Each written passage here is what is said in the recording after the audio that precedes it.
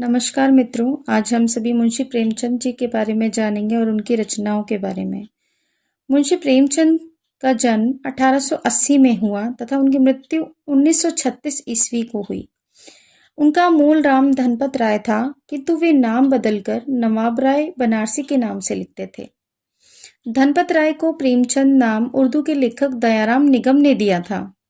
प्रेमचंद को उपन्यास सम्राट की संज्ञा बंगला कथाकार शरद चंद्र चट्टोपाध्याय ने दी। प्रेमचंद द्वारा लिखित कुछ उर्दू के उपन्यास हैं तथा उनका हिंदी में रूपांतरण भी दिया है, जो कि आपको यहाँ मेरी स्क्रीन पर नजर आ रहा होगा। पहला है असरारे माआविद, 1903-1905 वर्ष में लिखा गया ये, और इसका हिंदी रूपांतरण देवस्थान रहस्य नाम से 1905 में किया गया। दूसरा हम खुरमा व हम सबाब, 1906 में रचना हुई इसकी। हिंदी में रूपांतरण प्रेमा अर्थात दो सखियों का विवाह नाम से 1907 में हुआ। तीसरा कृष्णा, 1907 में रचना हुई इसकी, और इसका रूपांतरण गबन नाम से 1931 में किया गया। चौथा जलवाए इसार, 1912 में रचना हुई, वरदान नाम से 1921 में लिखी गई। जलवाए इसार 1912, वरदान नाम से 1921 में, मज़ारे हुस्न 1917, सेवा सदन नाम से 1918 में, गौशाए आफियत प्रेमाश्रम नाम से 1922 में रचना हुई। चौगाने हस्ती रंगभूमि नाम से 1925 में रचना हुई। असरारे माविद प्रेमचंद का प्रथम उपन्यास था। अगर पूछा जाए कि प्रेमचंद जी का प्रथम उपन्यास कौन सा था, तो वो असरारे माविद था। सेवा सदन प्रेमचंद का पहला हिंदी प्रौढ़ उपन्यास था। ठीक है, अगर आपसे पूछा जाए कि प्रौढ़ हिंदी उपन्यास पहला कौन सा है, तो वो सेवा सदन है। प्रेमचंद का हिंदी में मूल रूप से लिखा प्रथम उपन्यास कायाकल्प माना जाता है, कि मूल रूप से अगर हिंदी में पूछा जाए तो कायाकल्प, जिसकी रचना काल है 1926। 1907 में प्रेमचंद ने रूठी रानी नामक से ऐतिहासिक उपन्यास की रचना की है। अब कुछ प्रेमचंद जी के और भी उपन्यास हैं, आपको रचनाक्रम के अनुसार मेरी स्क्रीन पे दिए हुए हैं, ध्यान से देखिएगा। पहला देखिए देवस्थान रहस्य 1905 में, जिसमें मंदिरों तीर्थ स्थानों में फैले भ्रष्टाचार पाखंड की आलोचना की गई है।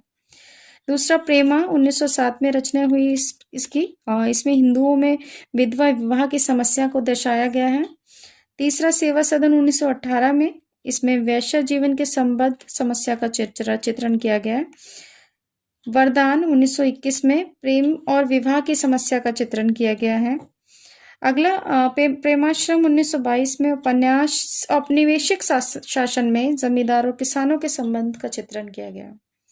रंगभूमि 1925 औद्योगिकरण के दोष, पूंजीवादियों की शोषण की नीति, अंग्रेजों के अत्याचार एवं भारतीय शिक्षितों की चरित्रहीनता का विश्लेषण व चित्रण किया गया है इस उपन्यास में। अगला है कायाकल्प 1926, इसमें पुनर्जन्म की धारणा पर समाज सेवा, राजा के अत्याचार, विलास एवं सच्चे प्रेम का चित्रण किया गया है। अगला है निर्मला 1927, दहेज एवं अनमेल विवाह की समस्या का चित्रण है इसमें। गबन 1931, मध्यवर्गीय जीवन की असंगति का यथार्थ मनोवैज्ञानिक चित्रण किया गया है। कर्म भूमि 1933, हिंदू मुस्लिम एकता अछूतोद्वार, दलित किसानों के उत्थान की कथा है इसमें। गोदान 1936, किसान जीवन की महागाथा एवं ऋण की समस्या का अंकन किया गया इसमें। और आखिरी में ये उपन्यास इनका मंगलसूत्र, जो कि 1948 में रचना हुई, है अधूरा ही रहा। और प्रेमचंद ने सन 1931 में प्रेमा उपन्यास को संशोधित करके प्रतिज्ञा शीर्षक से प्रकाशित करवाया।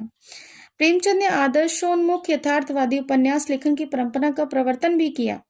तो आज हम उपन्यास के बारे में ही समझते हैं, अगली कक्षा में हम उनकी कहानियों के बारे में जानेंगे। तो धन्यवाद मित्रों।